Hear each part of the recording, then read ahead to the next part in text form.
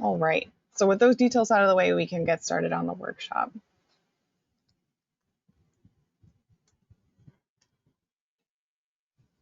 So today we're hoping what's going to happen is you're going to look at what you're doing for programming and take away from today information to make you better prepared to count your programs for summer, what's happening in your library right now, and then you'll be ready for the annual report come February.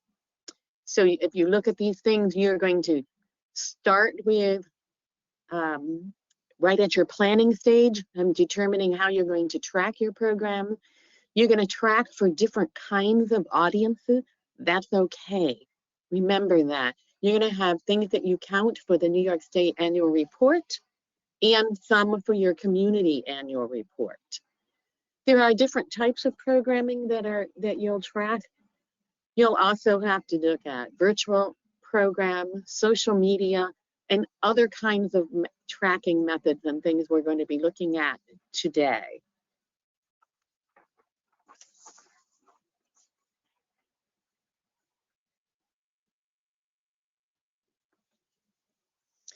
So just as I said, we're going to begin at the beginning. So actually, where we are right now is probably a little too late. Whenever you begin planning for summer or any other program, that's the part you need to begin. When you begin your planning, that's the initial stage of how you're actually going to track it at the end product. So you're going to determine what your target audience is. So you know when you're planning a program, if your principal audience is going to be 5 to 9-year-olds, you know that because you're going to plan things that are accessible and of interest to that age level. The same you're going to do if it's for 0 to 5-year-old. So you have already in mind at the planning stage what your target audience is. You don't have to rethink that in February. So these are some suggestions that we have that you need to make note of, and we will refer back to this list throughout the program today, the ways that you need to keep track.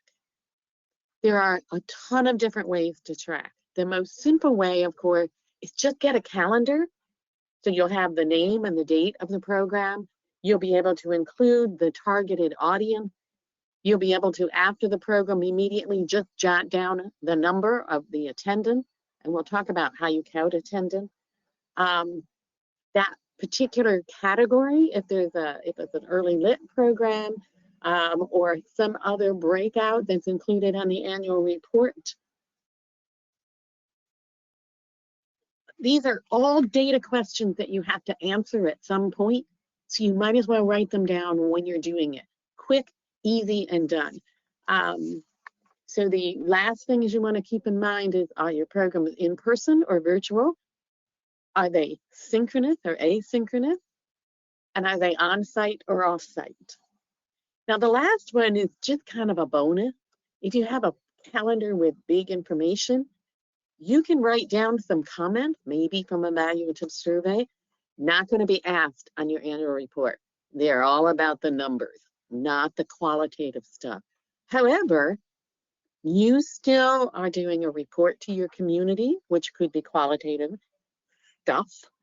You also participate in advocacy, and there may be some terrific things that your audience says that you can refer to as you are advocating for yourself, or when Erica and Katura and Brian ask you for information for Lobby Day for advocacy.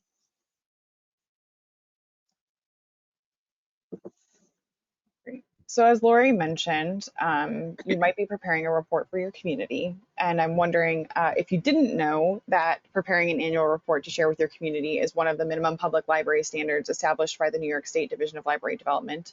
That is a minimum standard, and you, as of January 1st of 2021, should be meeting that minimum standard and the 14 other minimum standards. Each year, when you fill out the annual report to the state, you do answer yes or no to whether your library is meeting those minimum standards. I have a link to those if you want to check them out and see what they are. I'll post that in the chat in just a few minutes. And number 3 in that list is report to the community. So to meet that minimum standard, your library should provide a board-approved written annual report to your community on your library's progress in meeting your mission, your goals and objectives, and those things as they are outlined in your library's long-range plan of service. You'll notice that having a long-range plan of service is another minimum standard that's outlined in that list that I'll get you a link to. So what we want you to remember here is the New York State Annual Report and your community report are valuable little snapshots of what is happening in your library in which you're reporting to different audiences. But it's a snapshot. It's not a picture of everything that you do. It's only a little glimpse. And certainly when you're doing a report for your community, you want to have a nice brushed up, glossy snapshot that you're reporting. So keep in mind, you're showcasing your community through both of these reports, but in a slightly different way.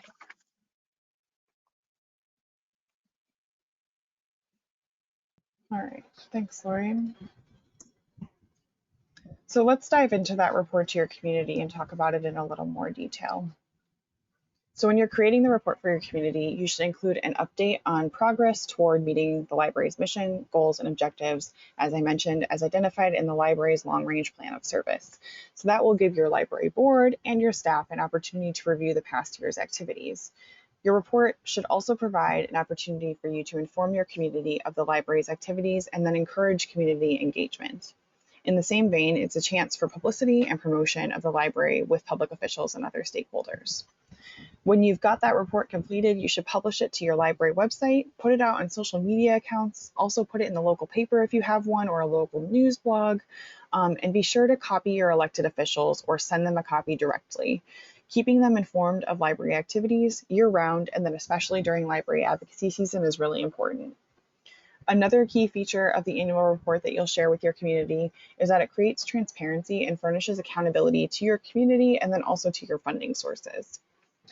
Among other things, this report should include statistics that will provide a more quantitative picture of the library's activities. So Lori mentioned including some qualitative data. That's also important. But for quantitative data, we want to include things like the number of folks who visit the library, your circulation, interlibrary loans, your programs, so making sure we have numbers about those programs, registered borrowers, and more. And the state specifically emphasizes that you should highlight the impact of new programs and services in this report. And to do that, you're going to have accurately kept track of the programs you offered throughout the year.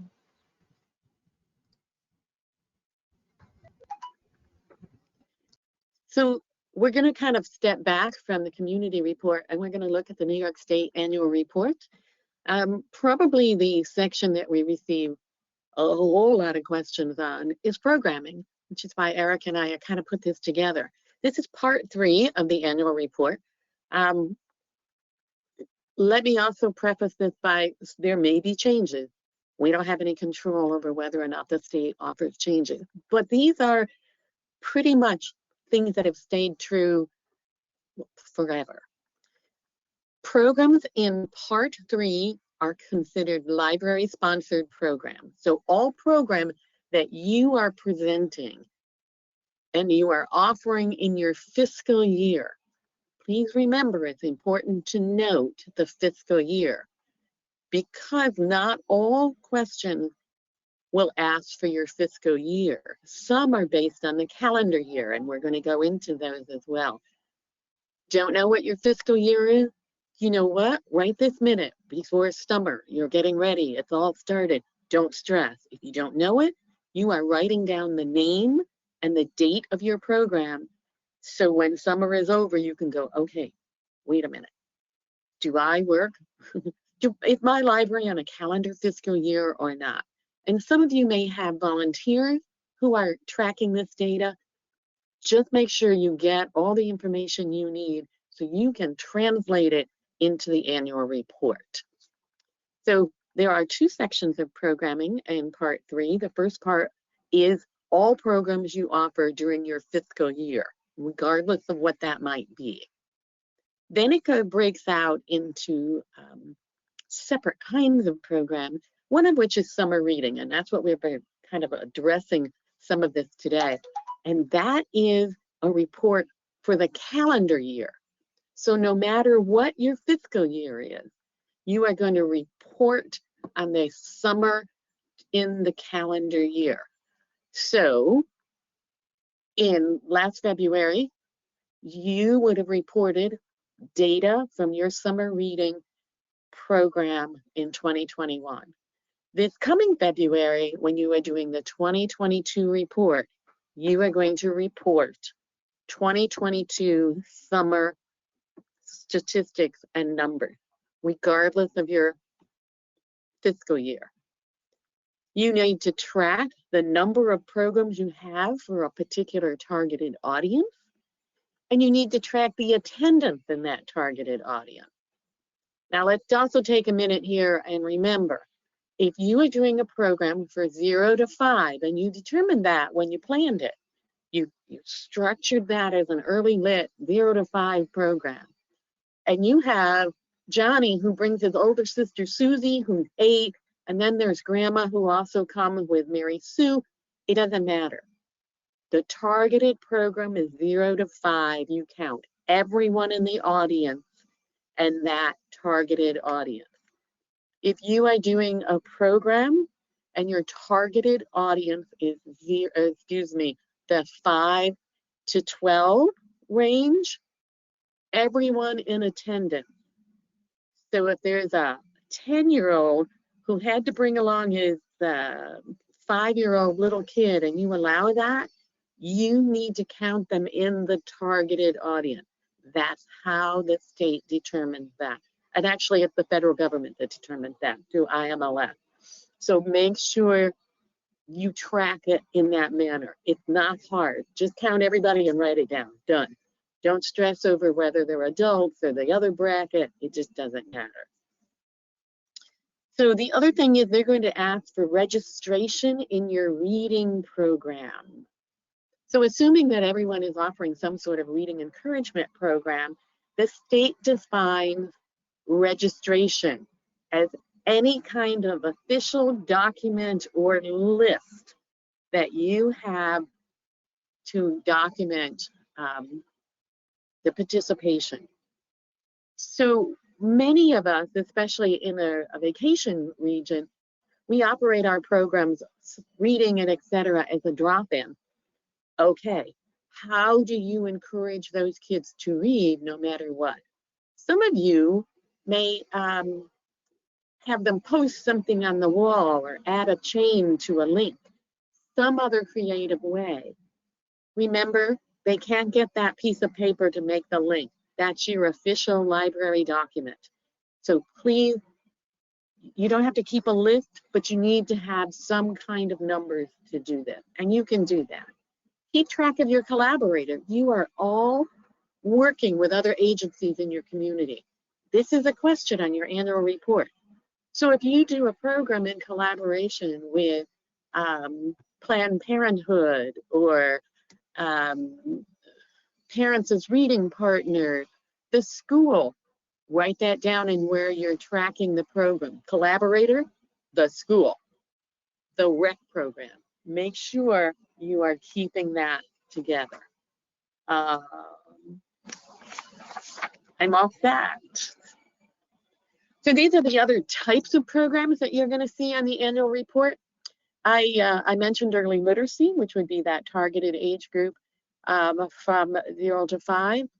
All of these types of programs are, the data on them is gathered by calendar year, which you can see at the end there. So in early literacy, you are going to be talking about things that are appropriate for that age group, adult literacy and onward. So I believe the next screen will give you some definitions. So this is taken right from the annual report. So early literacy programs are any programs that you design for that birth to 5 years. They may have parents and caregivers in the group. They're literacy-based activities, and you are probably, hopefully, giving them tips that parents and caregivers can use to increase their early literacy skills while they're reading to their kids at home. There is some additional thing that you might want to remember about early literacy. There's another breakout on the annual report. One, they ask, are you doing just kids? Are you doing a combined audience?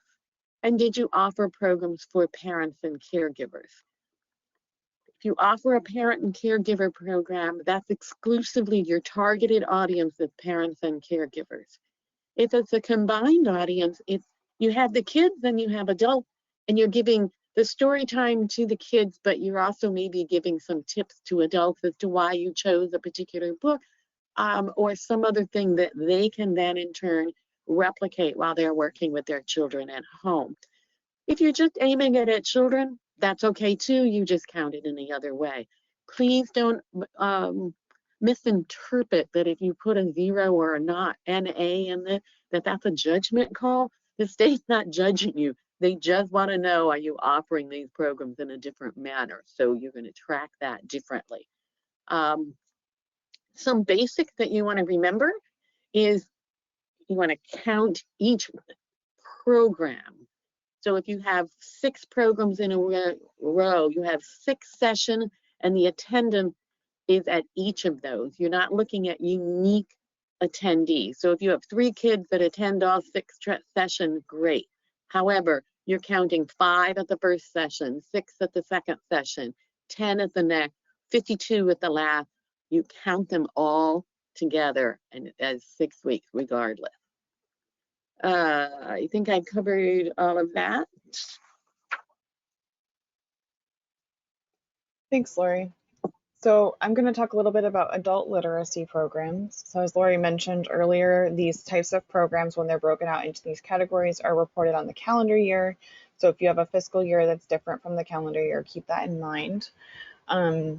As defined on the annual report, adult literacy programs include tutor and student training and use of the library and its resources, which includes things like computers, library materials, job information, test resources, databases, workforce development, and all other types of literacy assistance for adults. And they make a special note in the annual report, and try not to get too hung up on this right now. We can talk about it in more detail during an annual report workshop. But they do make a special note that workforce development programs that include literacy instruction are going to be counted in 2 places. So like I said, don't get too caught up in that detail. It's something that we'll flesh out during an annual report workshop if you're doing these types of things and you want to record them. But it's just something to make a little mental note of. Adult literacy programs can be for groups or one-on-one sessions, so make sure you note whether it was a group session or a one-on-one session when you record it, and then list any partner agencies that you worked with to offer the program. Next, we have English Speakers of Other Languages, or ESOL programs. So these are programs that help speakers of other languages to learn English. And again, these can be for groups or maybe one-on-one sessions. So make sure you make a note of which type of session you are offering. And when you're counting these programs, you're going to count what you offer as the library, not what your partner agencies are offering. So if a partner agency was using the library space, that wouldn't be a library program. But if the library sponsored the program, you're going to count that. And you want to count each session in a series of programs. So if it's a 6-week series, it's 6 sessions. And make sure you count each person in the entire audience, regardless of the primary audience. So Lori talked about this earlier. If the target audience is adults, but some adults bring their children, you're not worried about the age of your attendees. You want to focus on who the program was intended for. And if the program was intended for adults, you count everybody in the attendance in that group. So even if there are children who attend, we're not worried about the age of the attendees. We're worried about what age group the program was targeted for. And again, we want to be sure to record any collaborators that we work with on these programs. And the last specialized programming section is digital literacy. And that's defined on the report as the ability to use information and communication techniques to find, evaluate, create, and communicate information requiring both cognitive and technical skills. And to break that down a little more, it the digital literacy programs that you might offer would include sessions on basic computer skills, how to create an email account, how to use social media, how to use your iPhone. You can include workshops also that you might offer on how to use online job applications and online job search resources. So if you're offering a workshop on the Peterson's Test Prep database or Job Now, those would also count as digital literacy workshops, but then you can also count them in the section that's asking about adult literacy, depending on your audience, and then they might also count in those special workforce development questions. So there are overlaps where some programs count in multiple places on the annual report. So you want to be careful to make sure that however you decide to track these programs, you include enough detail so that when you're filling out the annual report, you can make sure to count it in all the right places. A question that I often get asked when we're working on annual reports is whether or not social media counts on the annual report to the state. And the short answer to that question is no. The number of followers you have or likes you get on your posts or the number of posts you put up, those things are not reflected on the annual report to the state. However, you can share those engagement methods in your annual report to your community, and you should. For example, the Cuba Circulating Library does a really great job posting interactive social media posts. And I know it takes time and effort to put those up every week. And it's really great community engagement, but it doesn't get reflected on the annual report. And that can feel like a bummer because you do so much work to curate your social media presence, and then you don't get to put it on the annual report. But don't let that get you down. Just keep track of that engagement that you're doing on social media and make sure you share those stats in your community report, and then consider sharing it in your monthly board reports as well.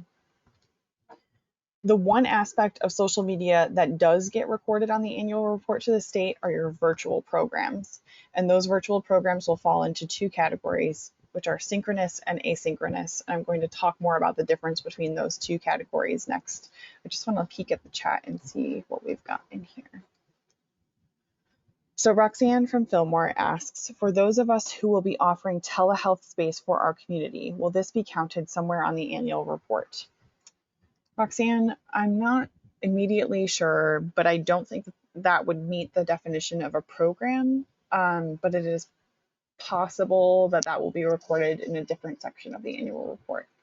And I imagine we'll get some more guidance on that since the telehealth kits are going out statewide this year. So keep an eye out during the annual report season. We'll have some more information on that. Okay, so let's look at synchronous virtual programs. The key to the difference between synchronous and asynchronous is that a synchronous program is one that is offered live. So synchronous virtual program sessions are any planned event that are streamed virtually and can be viewed live as the program progresses. So regardless of the number of formats in which a program is offered, so let's say it was an in-person program, but you also live streamed it, each attendee or view should only be counted once. So if it's a program you offer live and you also live stream it, you're not going to count the people who attended online as attendees at the in-person portion of the session. They're going to be counted in separate buckets. And the report does break that out. Another distinction that the state makes on the report is that each participant device that is connected to a virtual program counts as a single attendee. This is a little tricky and I think a little bit of a bummer because you might have a parent and a child who are both attending from the same device, but they only count as a single attendee because they want you to count the devices connected rather than the individual faces that you see. When you're looking at your sessions that are hosted maybe on Facebook Live or YouTube Live, if you're using those platforms, you want to count peak concurrent viewers. So you might at one time at the peak part of the session have 25 people online, and then it tapers off to 13 by the end. You can count that high number of 25. And I mentioned already that these attendees go into different buckets. So if it's in-person and virtual, you want to count the in-person people in one bucket and the virtual people in another bucket. So just make sure when you're recording your attendance that you make a distinction between how folks joined your session. And then the other type of virtual programming is asynchronous virtual. So an asynchronous presentation is any recording of a program that can be viewed later after it's happened. So it's not something that they can view live while it's taking place. It's a recording that can be viewed on demand. When you are looking at, again, the platforms that this was offered on, if you offer the program live, and maybe it was only live streamed, but you also recorded it, just like today. I'm talking to you live right now. Somebody else is going to view the recording later. I would only record the 11 of us that are on the call as attendees. And then later, I would look at the views that we get on YouTube to count the number of folks who viewed the recording. And the state indicates that when we're counting the views of the recorded program, you should only look at the period of 7 days immediately after the video was posted. So the views that you get to count for the annual report are those that occur within 7 days of you posting the video of the workshop recording. Okay, I think that covers it. I know that can be a bit confusing with asynchronous and synchronous attendance. I think we've tapered off on virtual programs a bit since we've come out of the pandemic a little bit. And we can certainly talk in more detail about both of these categories of programming. The thing I want you to take away from it is that if you are offering a virtual component to any of your programming or a fully virtual program, just make sure you include the details on whether it was live or pre-recorded, how many people attended in person and live online. Just make sure you notate those details as you record your programs so that when you get to the annual report, you have enough data to accurately complete each section. And just a reminder, Lori went through these details at the beginning of the session.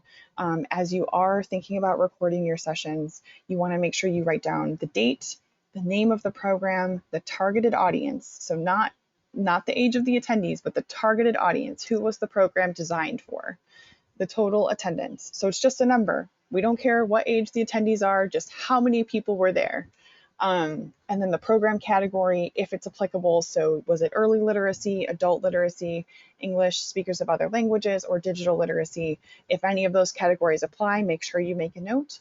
And then was it in person or was it virtual? If it was both, make sure you note that as well. And then if it was virtual, was it synchronous and live, or was it asynchronous and recorded and posted? And then if you do record a program and post it, make sure you go back and check those views after 7 days. I know it might be easy to upload that video and not go back and check. So just make sure you make a note to go back and check and make sure you record the views after 7 days.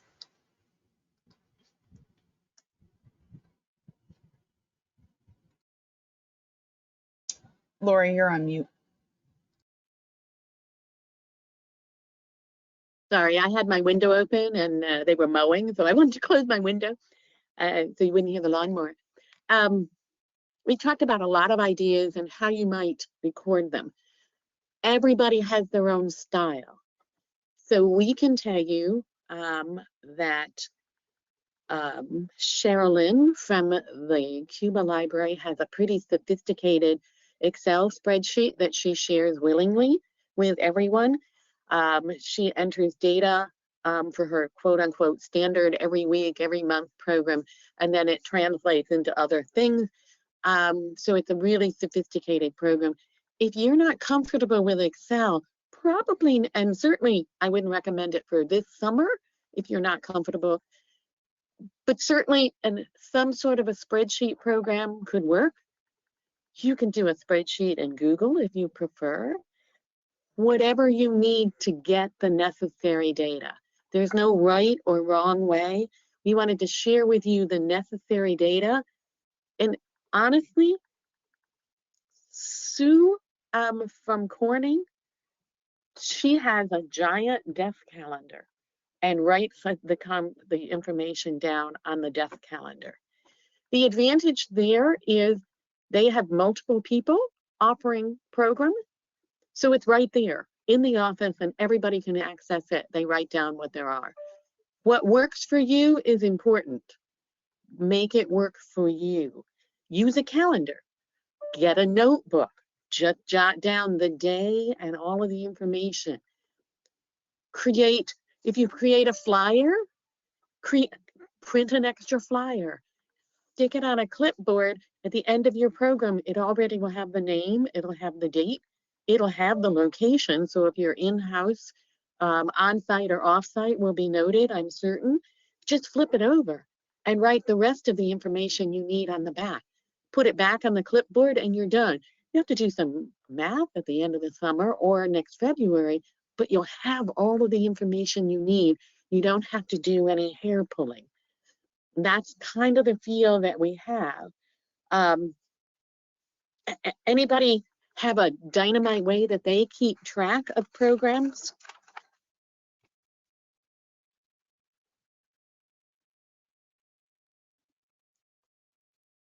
Roxanne, you've been doing this for a while.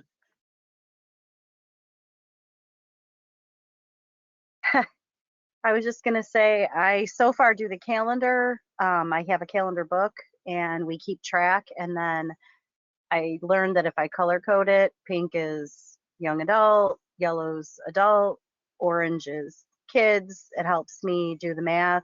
But I really want to move to a spreadsheet because I feel like it'll just be easier in the end. But so far, that's how we've been doing it. And that's not wrong. I think that we would also urge a spreadsheet just because, you know, I love to read, but doing all that math, I love the fact there might be a program that would go, and here's an answer. So I think there's advantages. But if you're not comfortable with that, how do you work with that? So Roxanne's already worked at one level and is ready to move on to the next level. Anyone else have ideas? Or if you've not done it before, what are things you're hoping to try this summer?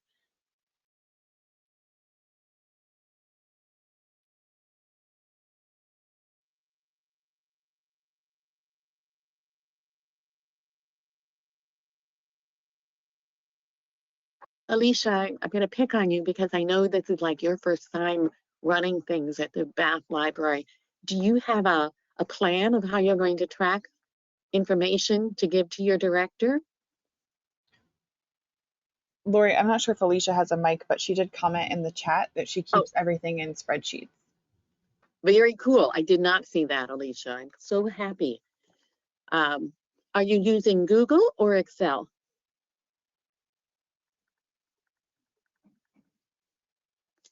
So if nothing else and you want to see an example, why not connect with Alicia Hamilton, Hamilton A at stls.org, and see her example and go from there. Any other examples people wish to share?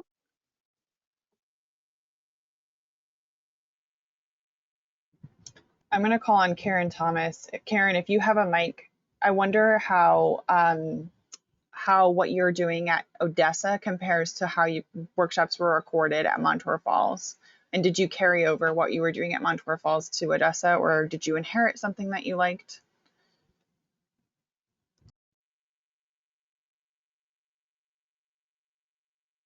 Okay. I am keeping track of all of my daily statistics on a physical large desk calendar. In the past, I've used the color code, like Roxanne was saying, with for different age groups. We don't have as many programs here to keep track of, so I don't lose any of the information really. So I'm kind of lucky. Thanks for sharing, Karen.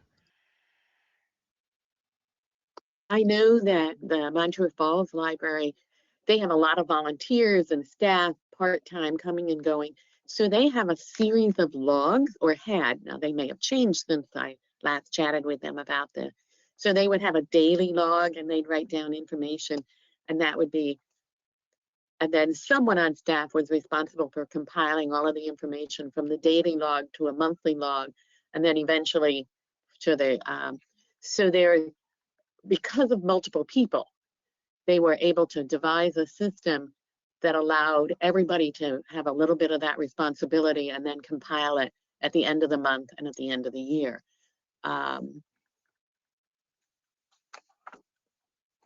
Any other things to share?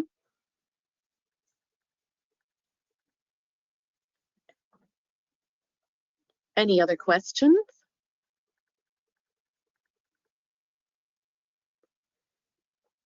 Have an example of a program you're not sure where it should go? There's a question in the chat, Lori. What do you I do if see your that. targeted audience is combined ages? So if your targeted audience is, say, a family program, if that's the case, there is another category under programs for general audience. So you could tally that there. That's especially if you are maybe doing an intergenerational program where it's a child and their adult, or a child and their grandparents. So you just combine it into that general interest number, which we didn't specify. So there are things like that. Concerts in the park may work.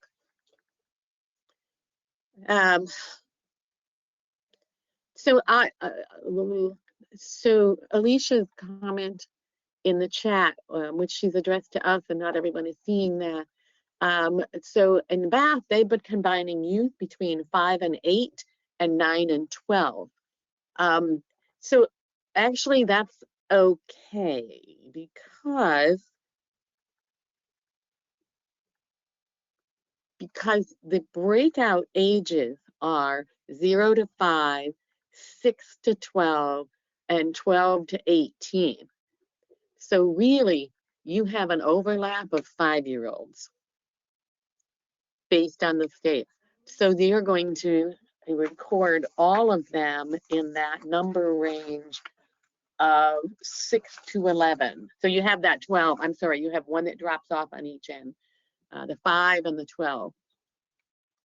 So the most of your kids are going to fall into that 11, 6 to 11, count them all in that. Try not to stress. How many can you have, right? I mean, you're not going to have 100 in the 5-year-old bracket or in the 12-year-old bracket. They're going to be mostly in that 8 to 11. Just count them that way. So you're good. That one was pretty easy. What are some other hiccups that you think that you might have?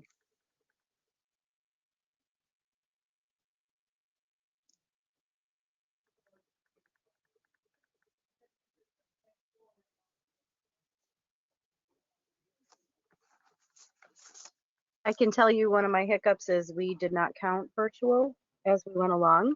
So then what do you do? Because we offer Bonnie's live when she does story time, but then it's also offered anytime. You can watch it anytime as well. So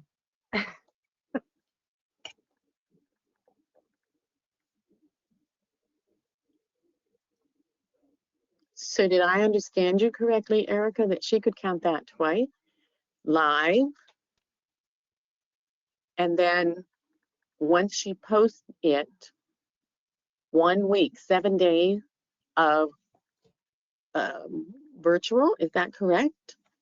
That is correct. The key, Roxanne, as you indicated, is that you have to go back and check the recorded program after 7 days. So if you're not doing that, you'll have to try to remember to get in there and check the views after 7 days. And then with the live program, ideally someone would be watching the views and you would count peak concurrent views as it's being offered. What was the highest number of viewers you had? And that's how you record the live attendance.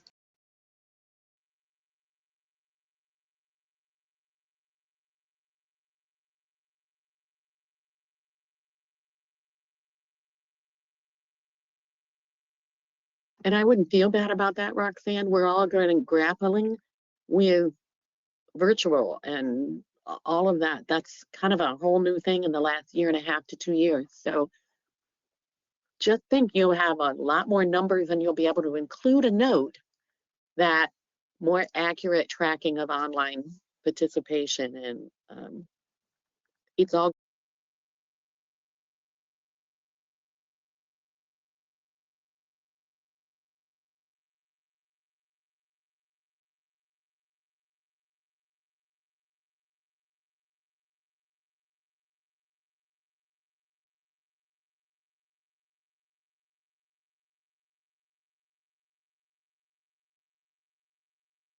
following up with any other questions.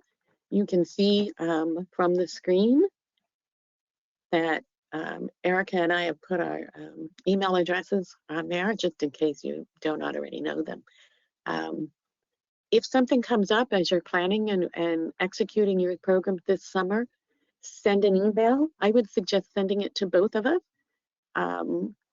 just because if one of us is out, the other one then can answer that question, or will do their best to answer it from there and go on with that. We've had people already who have been planning programs after last year's annual report who have sent us questions. It's great. And as Roxanne noted, we don't know all the answers because things are changing all the time. So we don't know what the picture will look like for telehealth, but it'll be there somewhere, we're sure.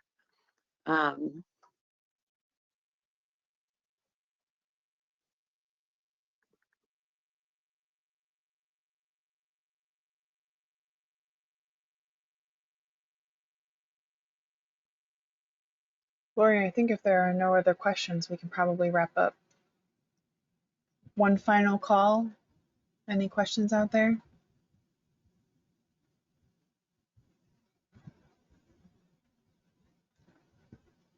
All right. Well, thanks, folks, for joining us this morning. It was nice to see all of you, and thanks for participating.